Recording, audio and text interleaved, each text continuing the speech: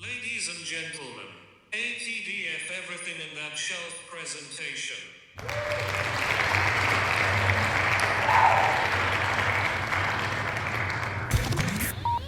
You're now rocking with TDF everything. Spoiled rotten.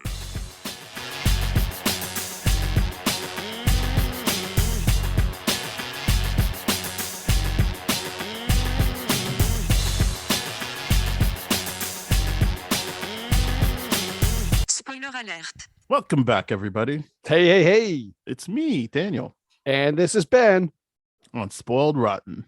on that shelf. Boom.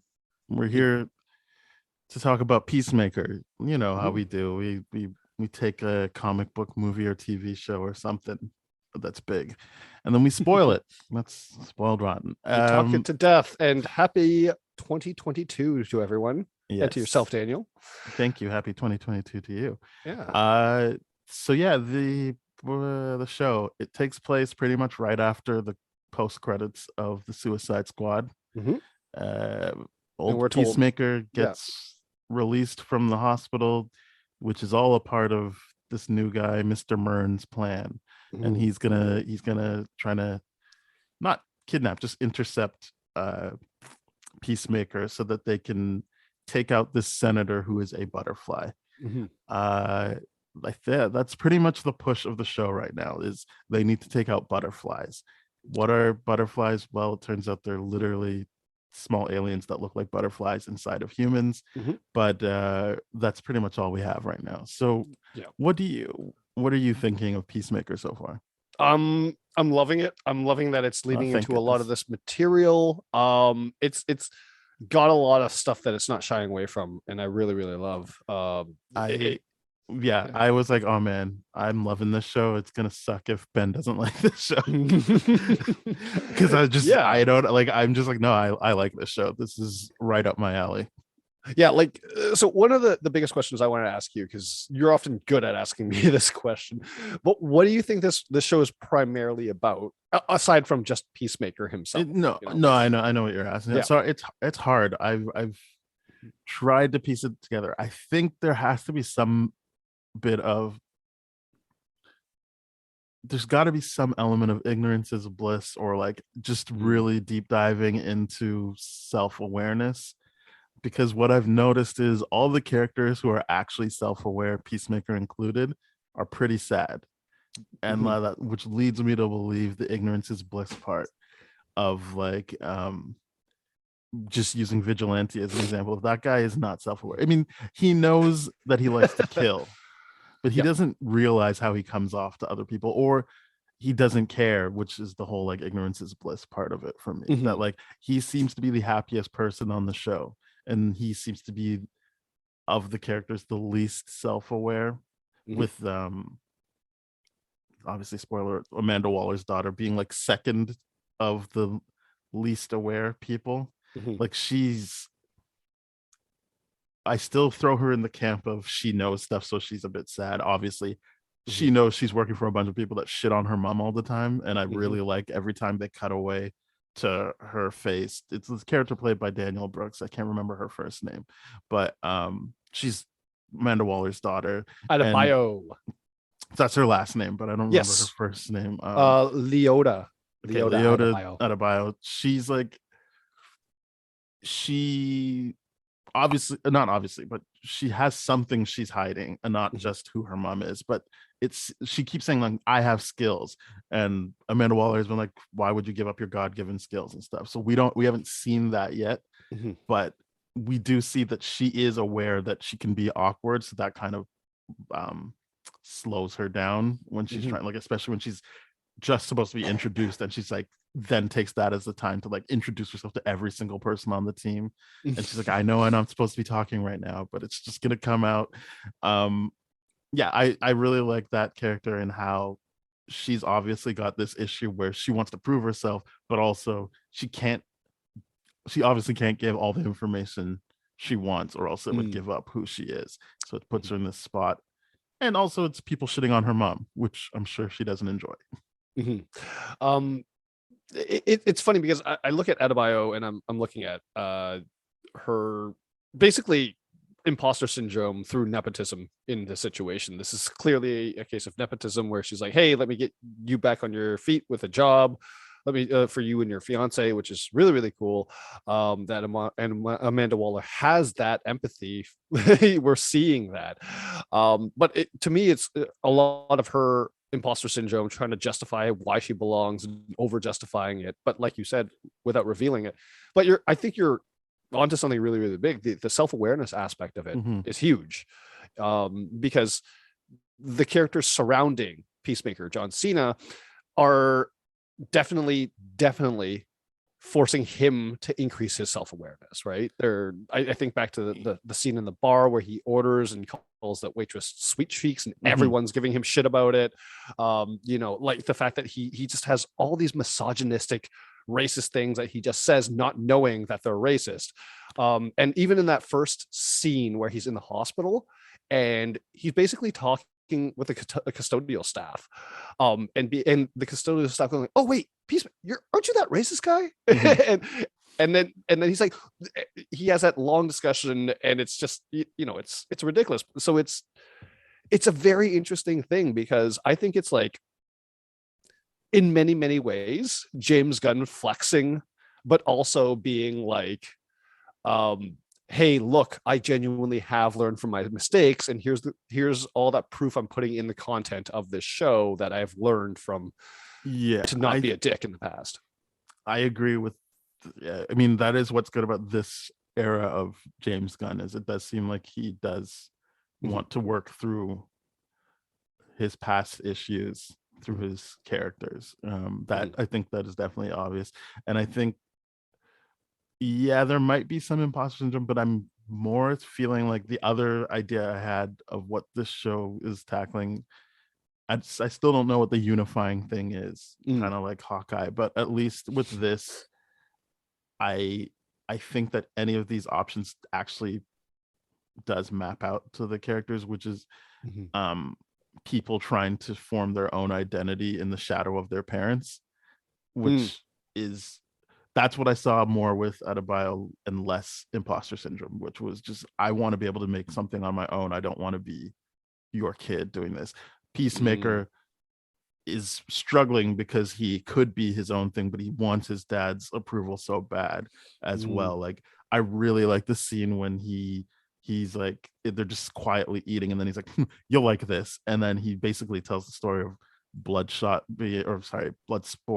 being scared of rats, not because of because he was tortured by them, because his dad tortured him, and like tying in that whole like parents, like the parents' influence on these characters. Like even Harcourt talks about, well, yeah, I joined because of my dad, and obviously we know why Adebayo's there, and I'm sure we'll find out other stuff from other characters, but it does feel like the characters that we're really locked in with, they are struggling with something in their parents, whether they want to form something on their own or trying to get validation from their parents. Yeah, I think that's a really, really great point, because to Adebayo and both Peacemaker, there's a level of infancy or adolescence in their characters, in their personas, right? That they very much are. You can definitely see, to your point, in the shadows of their parents, right? I think that's a great, and I think that's the confusion with Peacemaker, is that obviously his dad, because at one point the cop says like, are you dressing up again, which leads me to believe that Peacemaker probably took the stuff from his, not took, like, it's in the show it's made clear the dad makes stuff for Peacemaker, but he might have been a version of Peacemaker before Chris took on the mantle. So I feel like the idea is everyone's remembering the dad version of Peacemaker, who is obviously some kind of white supremacist. Yes. And so then they're like, oh, that guy, yeah, the racist guy. And I'm interested to see how that plays out. Because I mean, the other interesting thing is, it's just as a person, I was always like, what's John Cena's deal? Like, not the character, the actor. I'm like, this guy really seems to be co-opting a lot of hip hop stuff. And what's this guy's deal? Is he racist? Like, it seems like he's racist. I don't know what's going on here. Yeah. I mean, Uh, just to speak quickly to that because I am a big wrestling fan. Obviously, it was the timing at which he came out. Rap was very really popular. yeah. He Well, this was is his exactly why I was saying is he racist because it yeah wasn't something he genuinely liked. yeah. I 100% agree with that. He just throws thug life and all that kind of stuff into Or his even like his freestyle entrance raps. music, which I really liked. I was like, oh, that's really cool that he got MOP to do it. And then it's like, oh no, he stole that. Like Yeah, they actively yeah, tried to sue him for that. I'm like, yeah, like what's this guy's deal? Like, don't get me wrong, like I enjoy him as an actor. yes. It's just the John Cena character from wrestling. I was always like, what's this guy's deal? So as you said, there's James Gunn working through his past stuff, and I was like, is John Cena bringing something to this character as well? That's a really, really good point. I never even thought about that. For him to try to break out of his wrestling years, because every now and then when he does show up to like WrestleMania now, he obviously still uses the same theme music, same Mhm. iconography, and all that kind of stuff. But because of his filming, he's visually shied away from the more thug life kind of thing that his character, his persona, his wrestling persona was. Mhm. And in like regular interviews, he just seems like a regular dude. So I don't, you're right. I don't know if he is trying to work through that. It's an interesting thought. It's one that I never gave too much more thought than you have for sure. But that's a really great thought. But yeah, I think as you said, there's a bunch of stuff that's going on, and none of it seems off. Like nothing. I think my problem with Hawkeye, I'm. This is the last time I'll ever bring up Hawkeye while we cover Peacemaker. Is just I understand that people will be like, well, how come you like this if you can't figure out what the central theme is? It's because any theme we brought up in just that little thing, I feel like you can map that onto the other characters. It doesn't feel like Mhm, they picked the wrong characters to explore that. mhm, Um, and so it works for me better. Like even though I can't be like this is definitely the one sentence they're working off of, and that everything ties into that. At least every option that comes up, I'm like, well, yeah, that makes sense because you can mhm, see how that plays through with all the different characters. mhm, So that's just it. I just think that like sure, I'm sure at the end it will reveal itself, but I think that they're off to a better start with this because it feels like the same way the Suicide Squad felt like they'd pick the mhm. right characters to explore the themes. This feels again like they've picked the right characters to explore whatever themes might be pertinent here instead of Mhm. just being like, I don't know, look, there's a comic run, we can do this. Yeah, because I'm not too familiar with the Peacemaker character or whether or not Oh, this I is don't a know comic anything run. about Peacemaker Yeah. other than what I knew going into the Suicide Squad, which is he says, uh, I will do anything to get peace, even killing women, children, or whatever. Yeah, woman Which or child. Yeah. this show, another thing I thought was like, what about the courage of your own conviction? Because they bring that Mm, up to him and he's like, yeah, I have said that, but obviously the event, and I'm not even saying like, oh, they're backtracking. It's like, it's clear the events of Suicide Squad is just specifically killing Rick Flag have had an effect on mhm, Peacemaker. mhm, So he has that moment where he cries in bed and he says, everyone fucking hates you, you killed Rick Flag, like mhm, you're an idiot, you suck. And he's trying to hurt himself. And I think that plays out again when he has to like put up or shut up about taking out the senator and his family. mhm, And Vigilante, again, someone who knows what they're good at and at least has the courage of their own conviction for that element mhm, of their thing, is like, hey man, just sit back, I'll do this for you, mhm, don't worry about it. mhm, Like he, I think, is trying to be like, well, how much am I committed to this whole I'm the peacemaker, I do this thing, mm, versus Vigilante who's like, yeah, this is what I do. And he even says, and you think I like doing all this things? Like, I do. I mhm, really do like killing.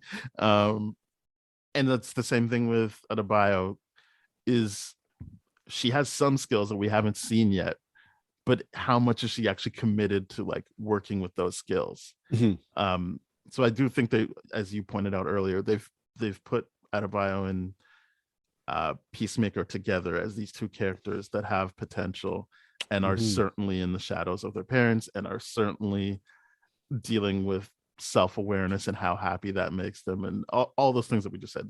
These two seem to be, they also seem the closest. He says, I trust her the most.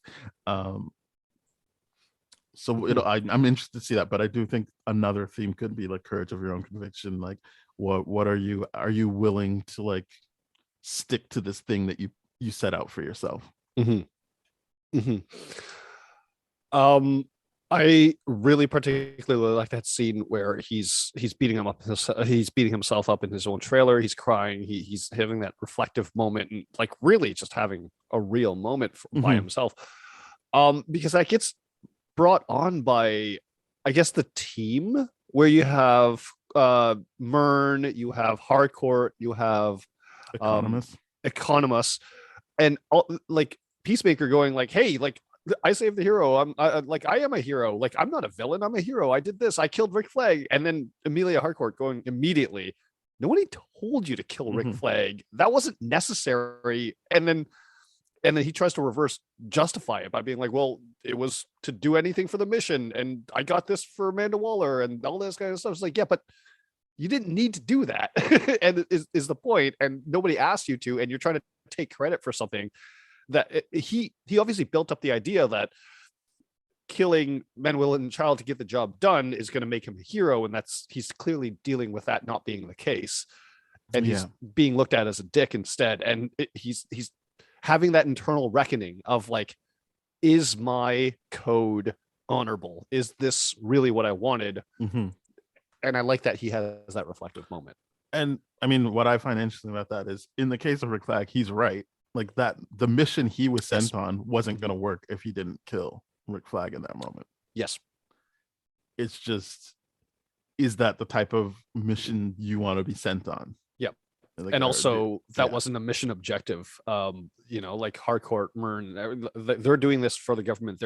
They have black ops and all that kind of stuff. I mean, they're not good people. They're not. I don't look at it as, oh, they're in a position to tell him what to do. They work for Amanda Waller until it doesn't work for them. Like, I find that pretty shitty.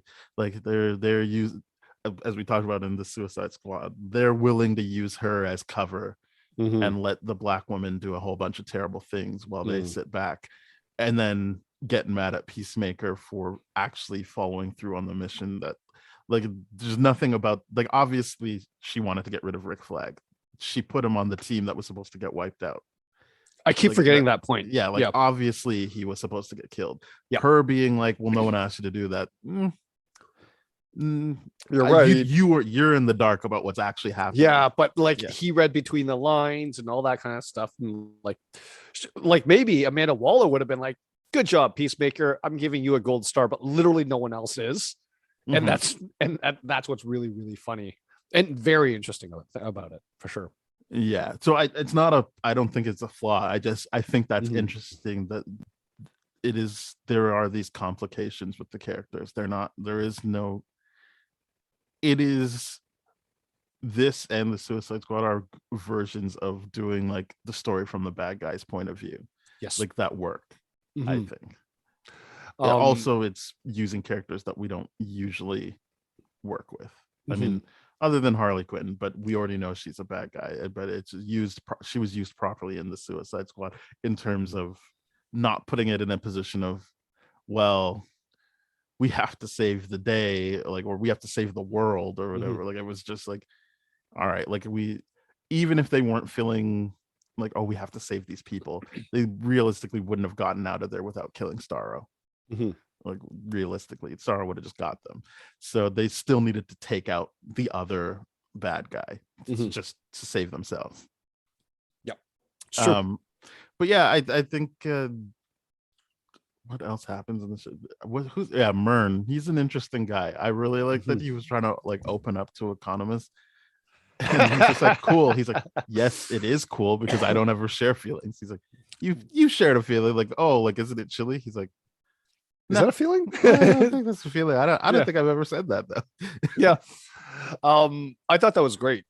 It's the, like, I really like the idea of his character being like, I'm trying to turn over a new leaf. I'm trying to do these things. You know what?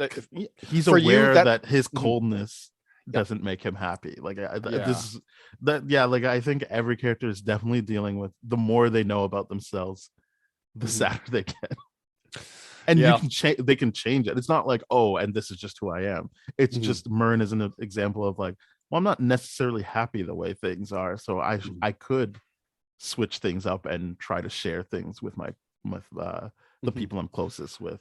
Yeah, I think you keep coming back to the wording, and I love it. Like that they learn more about themselves, and I think in this case, in every one of these cases specifically, it's that the characters are learning about how other people see them as opposed to Mm-hmm. how they see themselves. It's like their own reality is not reflected in the external reality, and that's their conflict. And like at least with Mern, he's like, I'm actively trying to change this. I'm Mm-hmm. trying to do some good for the world. Like, yeah, I did some shitty things, and that's why Amanda Waller knows me, and that's how I got into this mission. I'm trying to help the world out, so and I'm trying to open up a little bit. Like Mm-hmm. when he's like, I feel this, that's a huge step for someone that doesn't open up. It really, Yeah. really is. The way economists like just really just couldn't believe it. It's just a really, really unusual thing that he would just continue that line of questioning, right?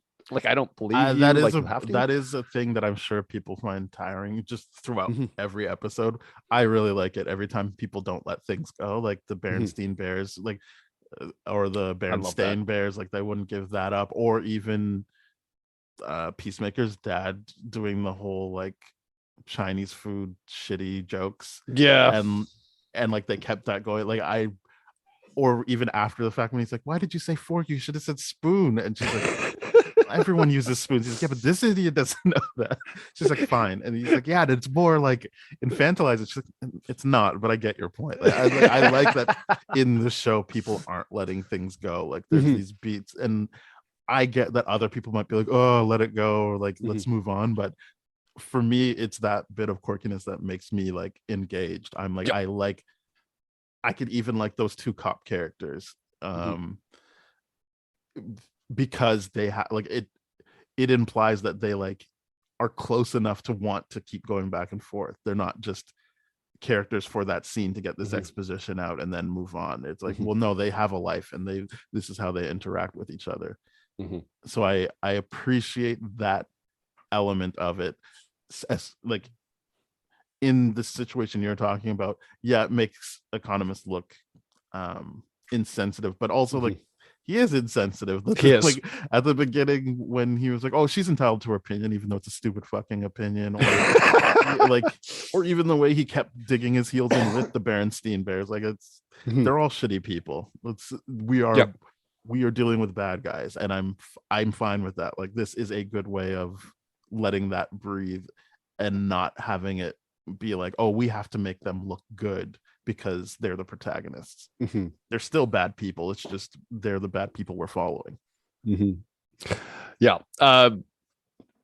Huge shout out for that Berenstain Bear moment, because Yeah, I especially since I have to read those books now, and I'm like, it really does just say Berenstain. Like it I is hate. Berenstain. Yeah. Yeah, I'm never gonna call them Berenstain Bears, but Right.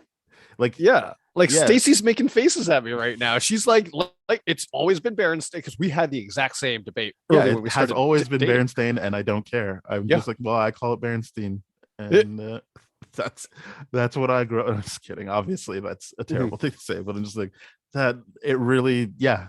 It was so weird that I'm like, I just had to revisit this with my kid, and now it's happening in this show.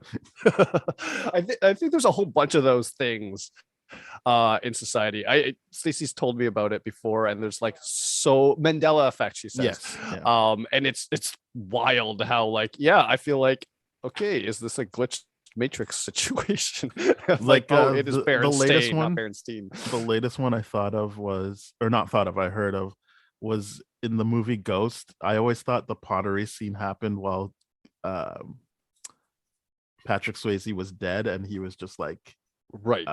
but that just never was the case. It happens before he dies.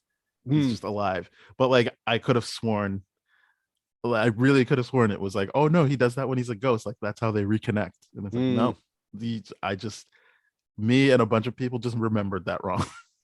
Oh yeah, tons of these things in society. I think they're great, but yeah. Readers out there, like listeners out there, if you remember Berenstain, you're with us. But Yeah. the truth of the world is Berenstain. Yes. Well, what else happens? Okay, so then basically they get to the senator stuff. I guess we should talk about the first butterfly he encounters in the bar. So they've set up that he's got a crush on Harcourt. And I'm glad they didn't go with like, oh, well, she'll just have sex with him because what does she care? I'm glad that she stuck to her guns and was like, no, I just want to have a beer. Like, leave me the hell alone. Why can't I have any peace? Yep. And then he picks up some other woman who is a butterfly, but I think genuinely was just trying to have sex with him until she read his dossier and was like, yeah, well, now I got to kill you. Yeah. And that is a pretty intense fight that ends in her being blown up. Yeah, it's a very intense fight. I am so confused by this whole butterfly thing. Like, is it a level of activation? Like, do they get activated by that like device? Because it kind of seems like that's the case, but I don't know. Yeah, I definitely think this is an instance of this show should have just been put out all at once. But yeah, for sure.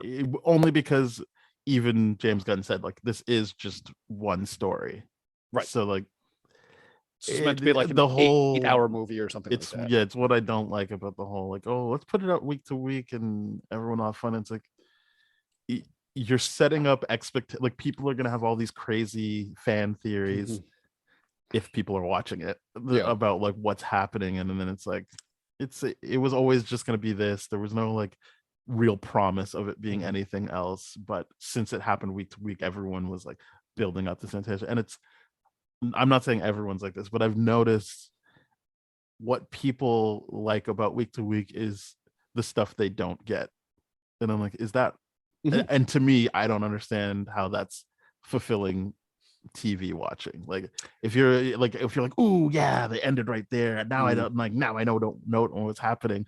And I'm talking about reactors. I don't know any people in real life like this. I'm not saying these reactors aren't real, but when I watch reactors, they're like, oh yeah, like it's so good, and then they build up what's going to happen, and then they ultimately aren't actually happy with what they see. They're only happy with what they built up from that week in between what they actually saw, and then the next time they actually see content. And I'm like, well, you could just make that shit up in your head anyway. Like, I don't like what?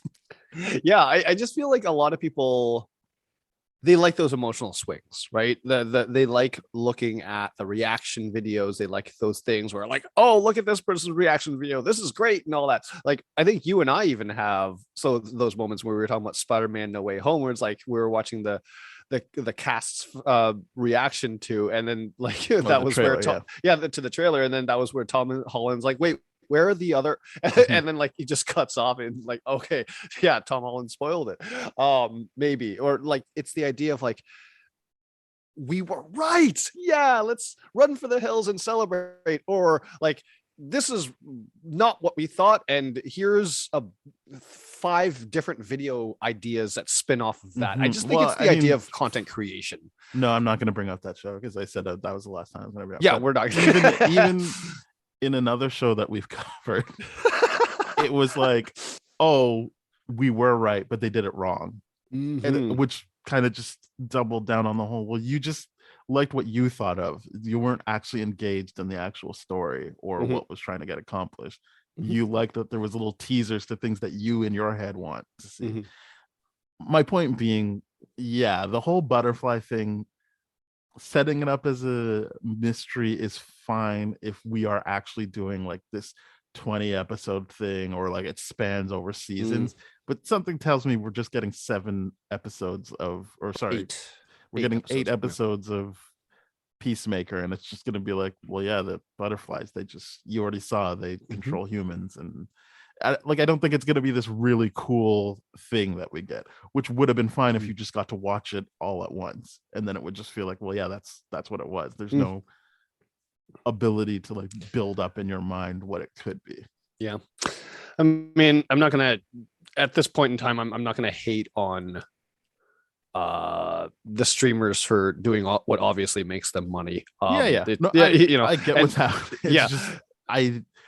I'm purposely not being like that for us. Yeah, no, of course, and that's why I like the integrity of our show. It's the fact that we're not kind of taking wild swings and all that kind of stuff, and having those just trying to get the clicks. We're not going for that. We're going for quality. So that's other people are going to do what they're going to do. I'm fine with that. But you're right. It does build up the expectation. It riles up the fan base. One of the things I find is very, very interesting is this.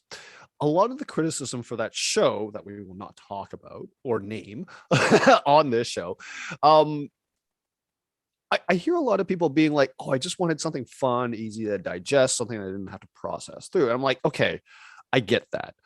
But my question is, and I guess geographically, this depends where we are. Being in Toronto currently in a lockdown, I feel a lot of that, like, I just want something to enjoy, something to fun, something that's new, comes from a lockdown mentality. I don't know if that's and everyone I've talked to primarily has been from Ontario.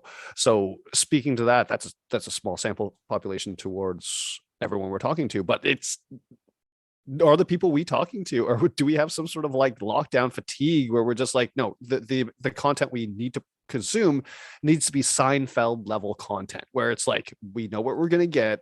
It's going to give us this. It's going to make us feel like this. Cause that's what Hawkeye did for a lot of people. This is obviously not going to do that for a lot of people, aside from the people that just want to like laugh at, there's the opening sequence. He's dancing. I think you could still watch the show and just laugh at the jokes and enjoy the action pieces. Well, I mean, that comes to my issue with the show. A lot of the jokes are very racially driven too. So it's just like, I don't know how much I want people to laugh at that. What I'm saying is people can do that instead of talking about what we're talking about, which is true. Those jokes mean something because of who we find out that person is at the end of the episode. Yes. And we're talking about Peacemaker's dad. That's not just like, oh, he's just old and he says things. No, he's a white supremacist. And when he gets to jail, people are like, oh, it's the White King. Yeah. Oh my goodness, we're so happy he's here. And he purposely picks on a black person right away. Yeah. So like that's what I mean. Like, you could be someone who just thinks it's funny that he said those things and just watch it that way.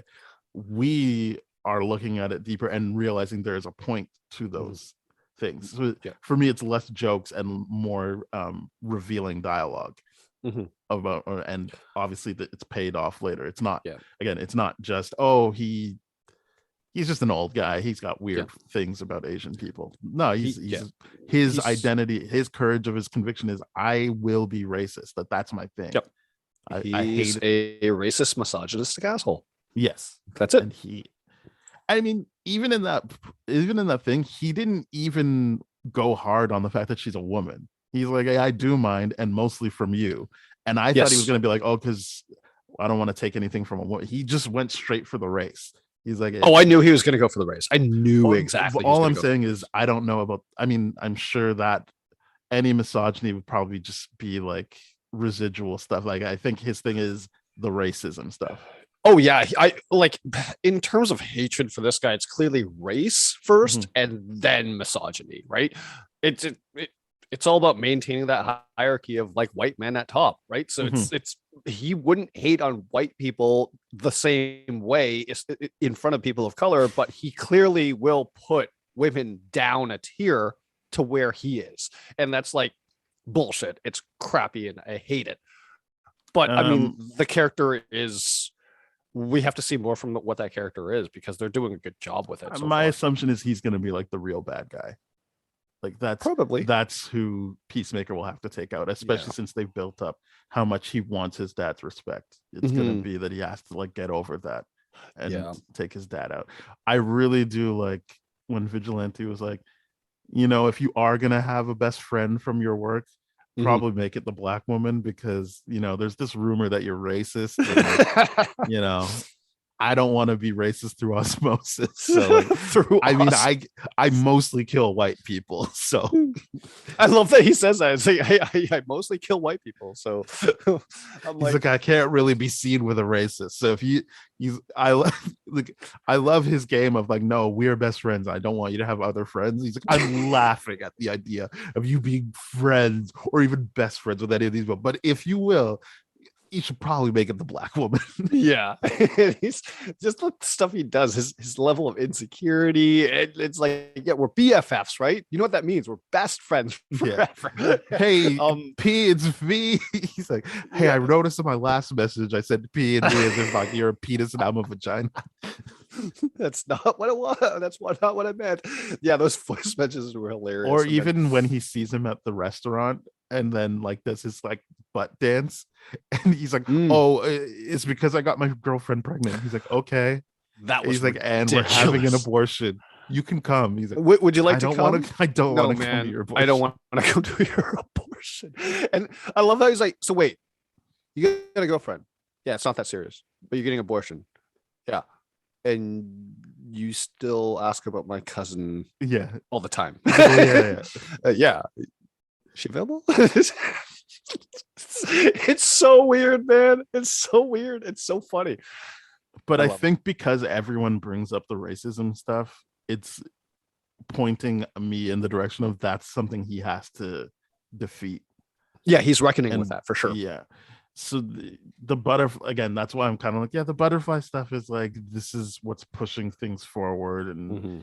it's the bad guy, quote unquote, that they like have to get, but ultimately there's going to be a different target for Peacemaker. Yeah, because well, I mean, Mern sets it up with Economist in the sense where, like, in that scene where he's talking about his feelings for the first time ever, he says, like, he basically breaks down his psychological profile, right? He has a very, very, very big need to belong, to be integrated and all that kind of stuff. So obviously and this is the interesting thing, and this is why I'm like, a part of this show is talking about how people are born into white supremacy, born into hate and all that kind of stuff, and how his character was like manipulated obviously by his father's beliefs and all that kind of stuff. And now that he's with this albeit ragtag family that we're putting together here, through them, it's that kind of behavior is disapproved. So whether or not he's going to have that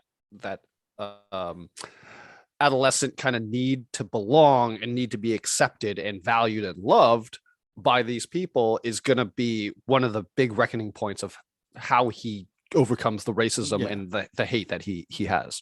Well, I think,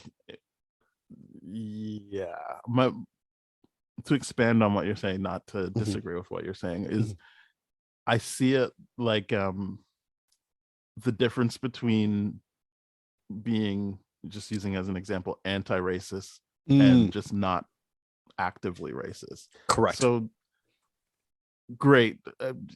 He doesn't think it's a problem to say sweet cheeks because he thinks it's just talking about the woman's like face, cheeks on her face. Yeah.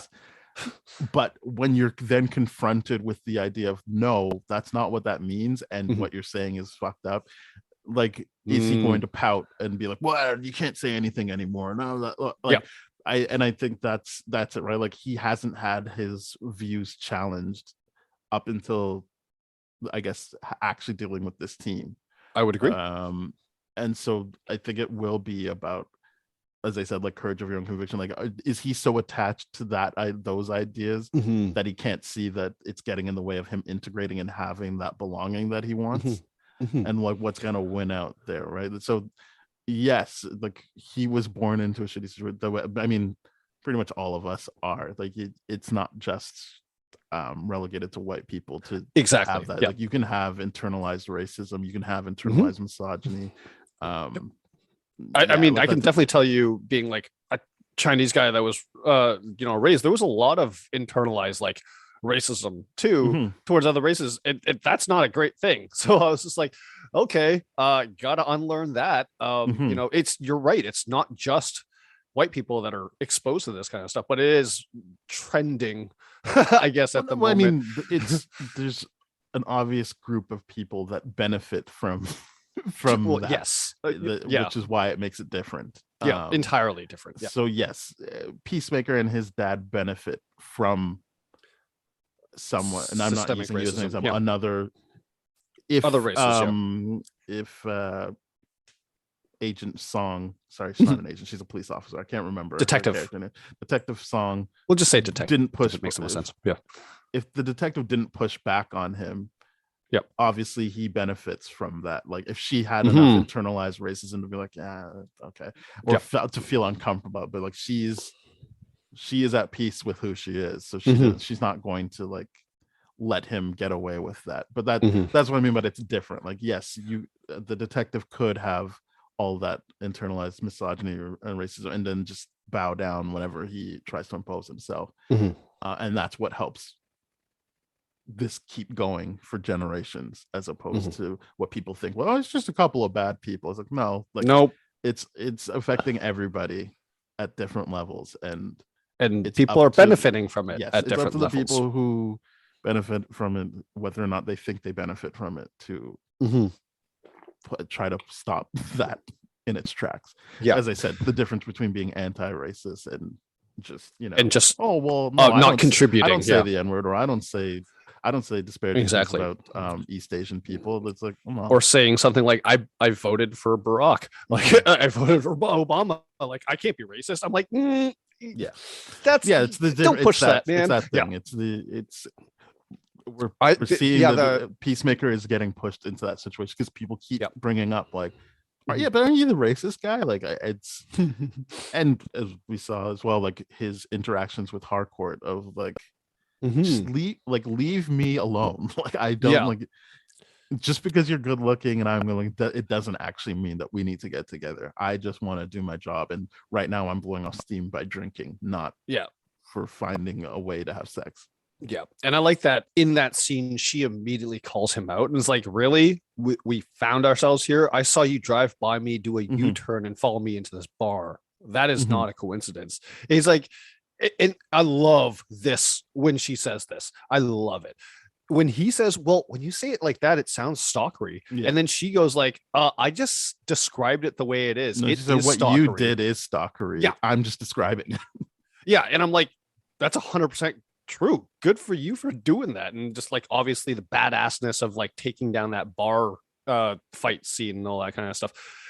It's just, that was cool to see. It was shitty, obviously, to know that doesn't happen at nearly as much as it needs to. But like to see that happen was like, yeah, this is why people just need to leave people alone if they're like giving everyone the fuck off attitude kind of situation. Just leave people alone. She was at the bar sitting by herself and drinking. Like that's a woman sitting alone is not an invitation. Like that tells you all you need that she wasn't looking around. She wasn't like, it didn't look like she was looking or anything. She was looks like she was trying to watch doing what she wanted to do. Yeah. Big thing for a lot of people. Just because a woman's alone doesn't mean that she wants anyone to talk to her. Just like leave people alone.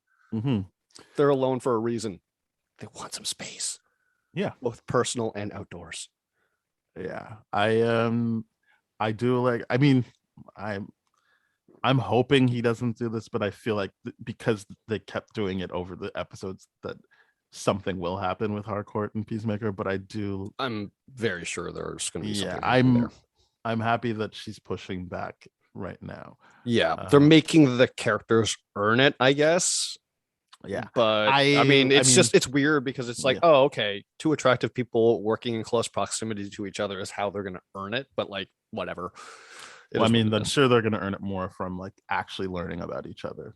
I'm sure at like some when point Vigilante he's going to say, "Oh, that was actually an interesting conversation you two were having." Like, yeah, I think it's going to be more conversations like that. But I'm like, I like that they didn't go for just, well, whatever, they'll just have sex because why not? No, she's not interested in that right now. Yep, she's working. She's professional. She's like, I'm on the job right now. I'm not doing any of that. Or even that detail in the second episode where she was like, hey, you can't go out the front because there's police everywhere, and he looks and she's like, did you seriously not trust me when I said there was people outside? Like I like that she clocked that, like, oh, you're just doing your own thing, and you obviously don't respect me enough to believe me when I say you can't go out the front. Yep. Internalized misogyny. Bullshit. But yeah, I guess there's Eagly. I like that. I did like that bit where Eagly bit Adobe and sorry, just Amanda Adebayo. Waller's Adebayo, is that her name? Adebayo, yeah.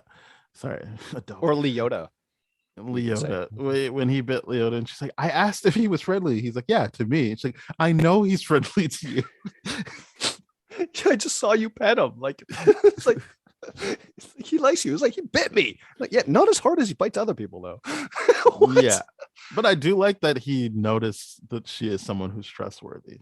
Yes, or maybe he's just like, well, I trust Amanda Waller, and she might just be unknowingly giving off Amanda Waller vibes just because she's her daughter. Maybe. But anyway, I like their relationship so far. Also, I really liked that Amanda Waller actually showed up. I was like, oh, like there was just a point in the show where like they kept bringing her up, and I was like, it's a real shame we won't see her. And then I heard her voice and we saw her. I'm like, oh, thank goodness. This won me over right away. Like I was already liking the show, but I was just like, oh, I'm glad they actually brought her on screen. Oh, 100%. I was so taken aback when I'm like, oh, they actually got her to do this. This is amazing. This is really, really good. Obviously in small capacity over vid chat, but I'm like, I don't need anything more than that. I just need to be that's kind of her capacity anyway. Like, yes, you could be in the room with her, but she is always talking to screens. But also it's just the idea of, well, this is to the point of the team. It's like, hey, yeah, like we did this to Amanda Waller. She doesn't like us, and maybe she's putting us on this shitty detail as punishment or something like that.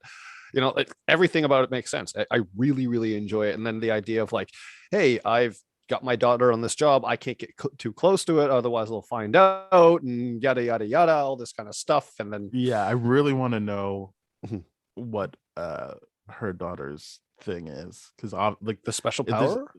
I'm not thinking it's going to be a special power, but she obviously thinks the skills thing. Yeah, like whatever skill it is, and what she, because she said you're the only one I trust with the big picture. So what is the big picture here? Who says that? Amanda Waller says to her daughter, like, you have to stay on this because you're the only one I trust with the big picture. Interesting. So that means she's got more knowledge than Myrn does right now. Yes. That's wild. I love it. Yeah. I missed that detail for sure. I'm excited to see what happens with that information. Again, it could just be something very obvious and plain. I'm not going to be mad if that's the case. So it's not that I'm like putting all my eggs in this basket. I'm like, oh, it's going to be something cool when we find out what the big picture is. It's just, I am interested to see just how they execute paying off a line like that. Yeah, I'm really wondering if Amanda Waller's trying to understand this technology and use it. Because of course someone in Amanda Waller's position would be very, very interested in that kind of thing if they can control it.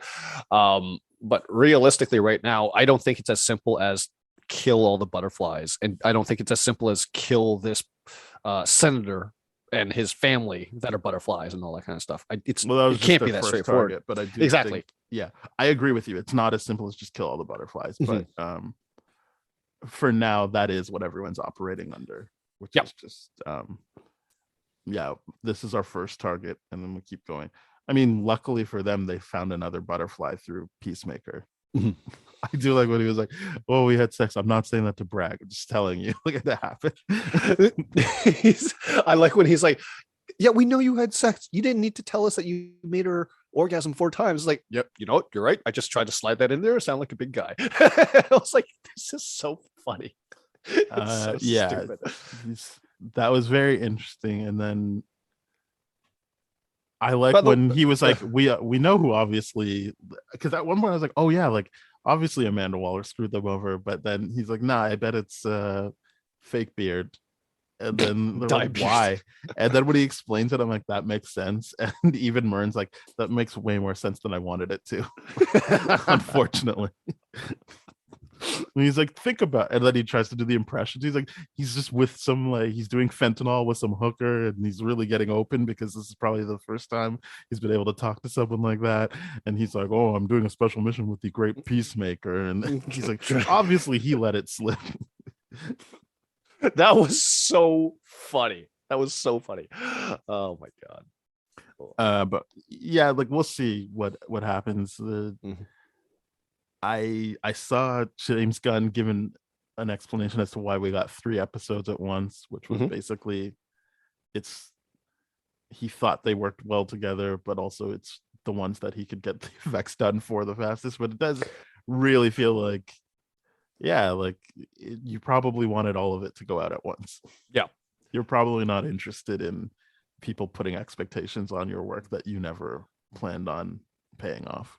I do love that the first 3 episodes they put out clearly gives us a nice, like, great, this is like a good launching point into act 2 of this series or whatever it might be. But like, it's a great thing. Like, we've understood more about what the butterflies are. We're understanding their better working dynamics and all that kind of stuff. We're watching everything occur, and it's very, very satisfying. Instead of like, I need more, like, I feel like for a week I have a good amount of answers given to me.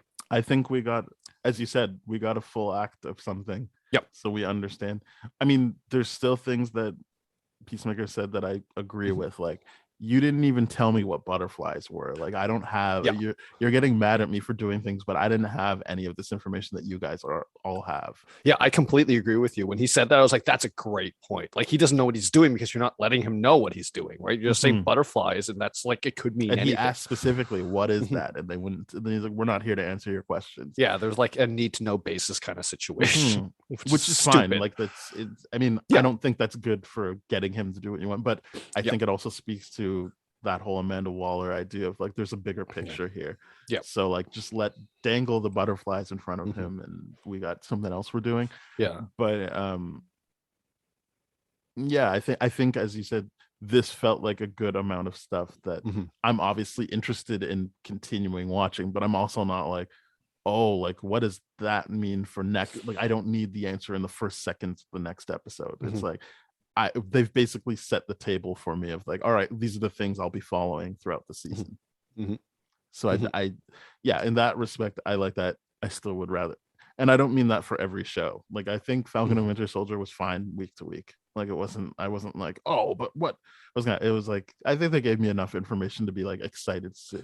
I would always like all of it to come out at once, but that was a show where I was like, yeah, that, like, I felt like they were pretty clear on what they wanted, so it felt okay when the episodes end. Yeah, it wasn't this big mystery box where you're constantly bringing up more questions than answers, and so then it's this thing of everyone being like, well, okay, well, the next episode it's got to be this is going to happen. It was, and I'm sure people didn't like that about that show, but for this show, I do think it should have just come all out at once, but at least this section they gave us was a good amount of stuff to make you feel good about going into next week. Yes. Now, when you bring up Falcon and Winter Soldier, I fundamentally, I like to point out one of those things, because you and I had so many off mic conversations about how other content creators and how other reviewers are looking at this material, and how we are like, oh, this is how we are fundamentally different. We're not shying away from this. So I really think that, like, Falcon Winter Soldier, it was really, really good week to week, because we got to work through everything that Marvel was laying down in terms of race, because the discussion around race for the Marvel thing was, this is what we're doing, and we're taking our character, and our character is going to change the environment around him, versus this is, okay, we're going to take a character and have the team around him change him. Yeah. And that's, to your point, much easier to consume in one shot than if, like, Falcon and Winter Soldier came out all at one time. You and I would have been like, oh my God, like, so many people are missing the point of these discussions. They're missing the point of everything here. And now they still miss the point, and they had week to week to process it, and they're still missing the point. So I feel like if Falcon Winter Soldier came out, you and I would have been like, this is bullshit. Everyone needs to watch this again, Mhm. study it, and do all this kind of stuff because everything he says is important. No, the people that conclude that, oh, Marvel's justifying terrorism. No, that's not correct. Like, you need to listen to this and look at it properly. That Yeah. kind of content made sense. But this, 100% agree. If everyone is looking at this from like, and this is clearly the case, that everyone around Peacemaker is making him change, right? And including Mhm. Vigilante. It's like, hey, you should make best friends. Yeah, like with know Adebayo. your limitations. Yeah. I'm your friend. I get this isn't going to be a thing for you. Mhm. Yeah, this is a wonderful. So I agree. I completely agree with you. This could have been more successfully released in one shot, but the 3-episode run that they gave us in the beginning as a release, it makes it's a good Yeah, good it's a 3 good chunk. episodes to set everything up for sure. What did you think of Judo Master? I really wanted more of Judo Master talking shit to people. I really liked how dismissive he was. Like, I loved it. even to the bodyguard that he was working with. He's like, yeah, I know. Okay. Like, I was like, this guy's hilarious to me. Like, he just doesn't give a shit about it. Or even when Peacemaker was trying to talk shit to him, and he's like, do you remember when I kicked the shit out of you? Yeah.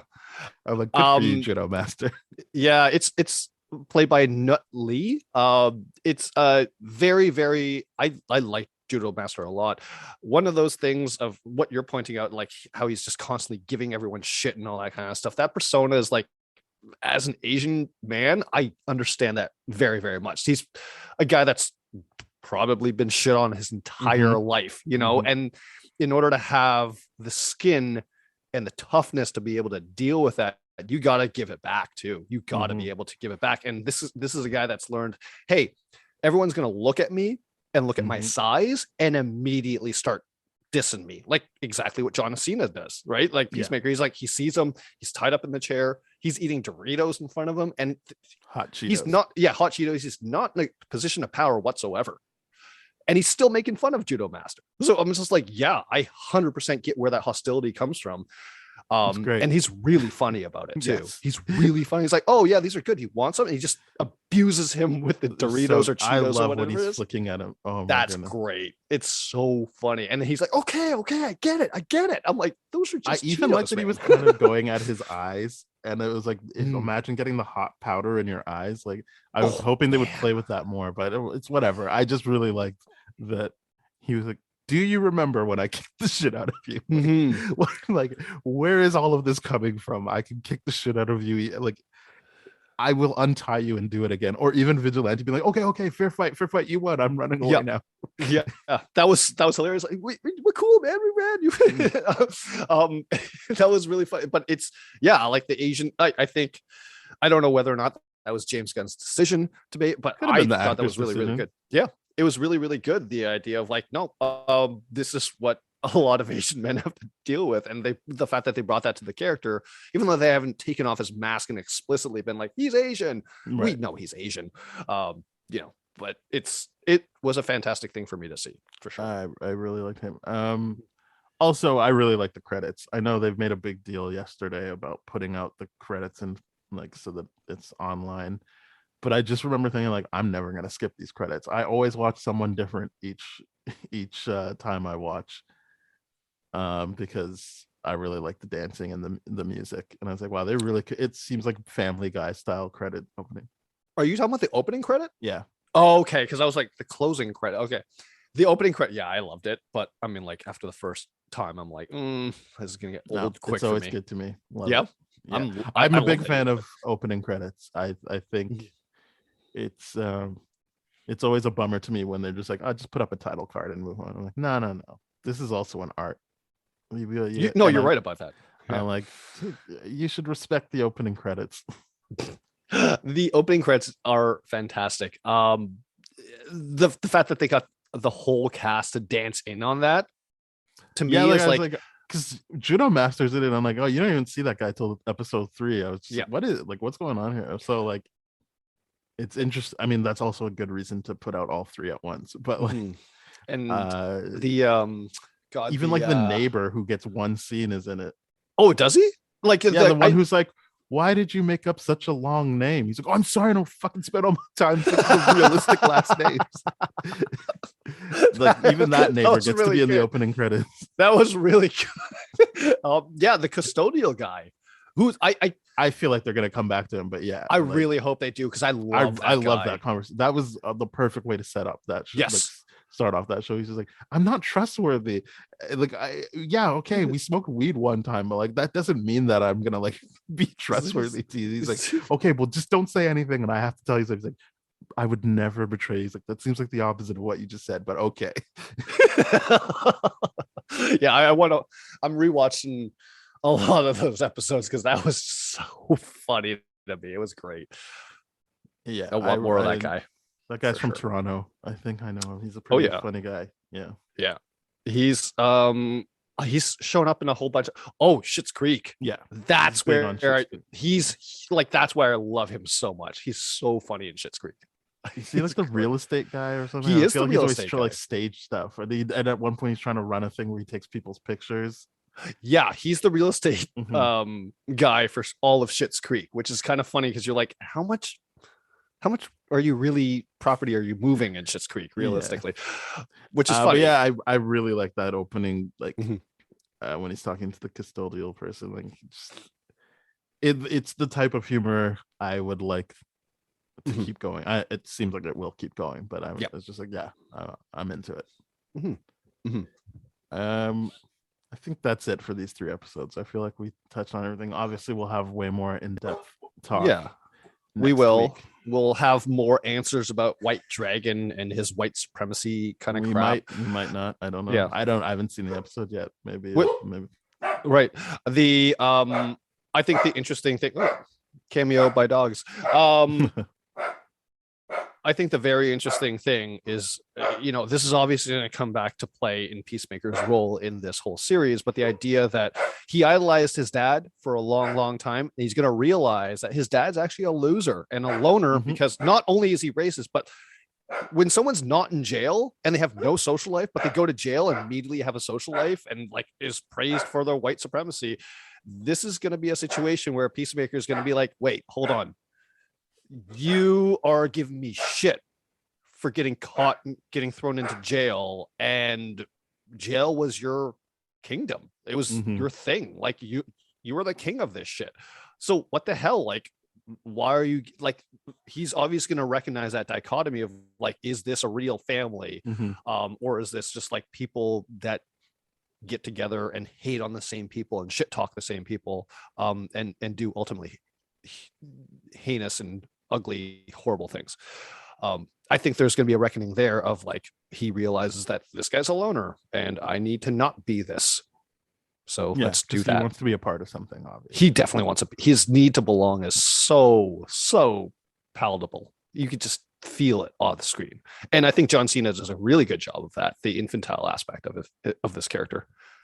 It's great. I'm enjoying it so far. We'll be back next week to see if the love train continues for this show, but I'm interested to see what other people think of this. I didn't see such warm stuff coming from other people, but those were like early reactions. Maybe by the time this is up, people have had more time to sit with it and appreciate what's being done. But until then, please, everybody, we're part of the That Shelf Podcast Network with other great shows such as Bad Game Movies, Black Hole Films, and Changing Reels, Composers. There's a whole bunch of great things. So please head on over there. You can see those shows. You can find our show and more shows than I've mentioned, more shows other than the ones I've mentioned. And if you'd like to hear older episodes of Spoiled Rotten, please go to tdfeverything.com/spoiledrotten.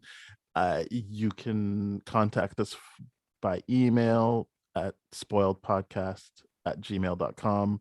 Our Twitter is at tdfspoiled. We're on Apple Podcasts, Google Podcasts, Spotify, Stitcher, iHeartRadio, Radio Public, whole bunch of places. So please, if we're not where you want us to be, let us know. But if we are where you want us to be, please rate, review, subscribe, and share with your friends. Tell us what your favorite moment was, what you're hoping to see more of, if you're willing. If you're hoping to see more of Peacemaker dancing to some 80s hair metal. Yeah, in his untidy whities again. All right. Bye-bye. Cheers.